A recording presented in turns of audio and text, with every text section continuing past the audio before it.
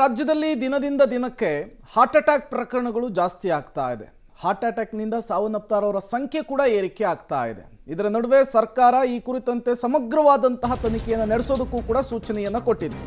ಹಾಸನದಲ್ಲಿ ಈ heart attack ಪ್ರಕರಣಗಳು ನಿಲ್ತಾನೇ ಇಲ್ಲ, ಸಾವಿನ ಸರಣಿ ಮುಂದುವರಿತಾ ಇದೆ. ಹಾಸನ ಜಿಲ್ಲೆಯಲ್ಲಿ 1.5 ತಿಂಗಳಲ್ಲಿ 30 ಮಂದಿ ಹಾರ್ಟ್ ಅಟ್ಯಾಕ್ಗೆ ಸಾವನ್ನಪ್ಪಿದ್ದಾರೆ. ಕಾರಗೋಡು ಗ್ರಾಮ ಪಂಚಾಯಿತಿಯ ಸದಸ್ಯ ಸಂತೋಷ್ 41 ವರ್ಷ ಸಾವನ್ನಪ್ಪಿದ್ದಾರೆ. ಆಲೂರು ತಾಲೂಕಿನ ಕಲ್ಲಾರೆ ಗ್ರಾಮದಲ್ಲಿ ಈ ಘಟನೆ ನಡೆದಿದೆ. ರಾತ್ರಿ ಮಲಗಿದ್ರು, ಆ ಸಂದರ್ಭದಲ್ಲಿ ಹಾರ್ಟ್ ಅಟ್ಯಾಕ್ ಆಗಿದೆ. ರಾತ್ರಿ ಮಲಗಿದವ್ರ ಮೇಲೆ ಎದ್ದೇ ಇಲ್ಲ.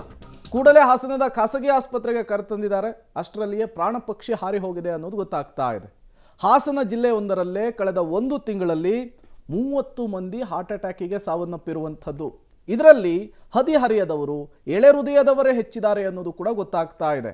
ಯಾಕೆ ಹಾಸನ ಜಿಲ್ಲೆಯಲ್ಲೇ ನಿರಂತರವಾಗಿ ಈ ರೀತಿಯ ಪ್ರಕರಣಗಳು ವರದಿಯಾಗ್ತಾ ಇದೆ, ಏನು ಸಮಸ್ಯೆ, ಎಲ್ಲದರ ಕುರಿತು ಕೂಡ ತನಿಖೆಯನ್ನು ನಡೆಸೋದಕ್ಕೂ ಕೂಡ ಈಗಾಗಲೇ ಸರ್ಕಾರ, ಆರೋಗ್ಯ ಇಲಾಖೆ ಸೂಚಿಸಿದೆ.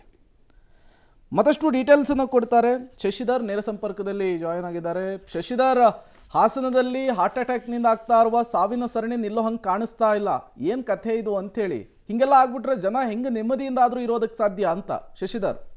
ಪ್ರೇಮ್ಕುಮಾರ್, ನಿಜಕ್ಕೂ ಇದೊಂದು ರೀತಿ ಆತಂಕಕಾರಿ ಬೆಳವಣಿಗೆ ಅಂತ ಹೇಳುವುದು. ಹಾಸನ ಜಿಲ್ಲೆಯಲ್ಲಿ ಕಳೆದ 1.5 ತಿಂಗಳಲ್ಲಿ 30 ಜನರು ಹೃದಯಾಘಾತಕ್ಕೆ ಬಲಿಯಾಗಿರ್ತಕ್ಕಂಥ, ಅದರಲ್ಲಿ 20 ವರ್ಷದಿಂದ ಹಿಡಿದು 70 ವರ್ಷದವರೆಗೂ ಎಲ್ಲ ವಯೋಮಾನದವರು ಸಾವನ್ನಪ್ಪಿದ್ದಾರೆ. ಅದರಲ್ಲಿ ಪ್ರಮುಖವಾದ ಗಮನಿಸಬೇಕಾದ ಒಂದು ಅಂಶ ಏನಂದರೆ, ಆರಂಭದಲ್ಲಿ ಏನು ಸಾವುಗಳಾಯಿತು ಅವು ಯಾವುವು ಸಹ ಮರಣೋತ್ತರ ಪರೀಕ್ಷೆಯನ್ನು ನಡೆಸಿಲ್ಲ.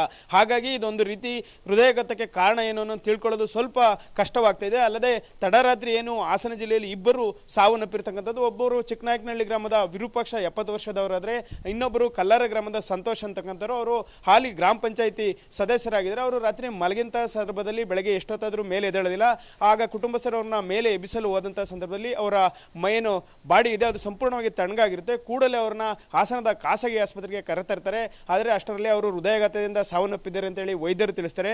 ನಂತರ ಆ ಖಾಸಗಿ ಆಸ್ಪತ್ರೆಗೆ ತೆರಳಿದಂತಹ ಜಿಲ್ಲಾ ಆಸ್ಪತ್ರೆಯ ವೈದ್ಯರು ಹಾಗೂ ಜಿಲ್ಲಾ ಏನು ಶಸ್ತ್ರಚಿಕಿತ್ಸಕಿದ್ದಾರೆ ಅವರೆಲ್ಲರೂ ಸಹ ಅವರ ಮನವನ್ನು ಒಲಿಸಿ ಈಗ ಸರ್ಕಾರಿ ಆಸ್ಪತ್ರೆಗೆ ಮರಣೋತ್ತರ ಪರೀಕ್ಷೆಗಾಗಿ ಸಂತೋಷ್ ಅವರ ಮೃತದೇಹವನ್ನು ಕೊಂಡೊಯ್ಯಲಾಗಿದೆ. ಮತ್ತೊಂದೆಡೆ ನಿನ್ನೆ ಏನು ಆಲೂರು ತಾಲೂಕಿನ ಮುಟ್ಟನಹಳ್ಳಿ ಗ್ರಾಮದಲ್ಲಿ ಏನು ಸಣ್ಣಪ್ಪ ಶೆಟ್ಟಿ ಎಂಬುವರು ಸಾವನ್ನಪ್ಪಿದ್ರು.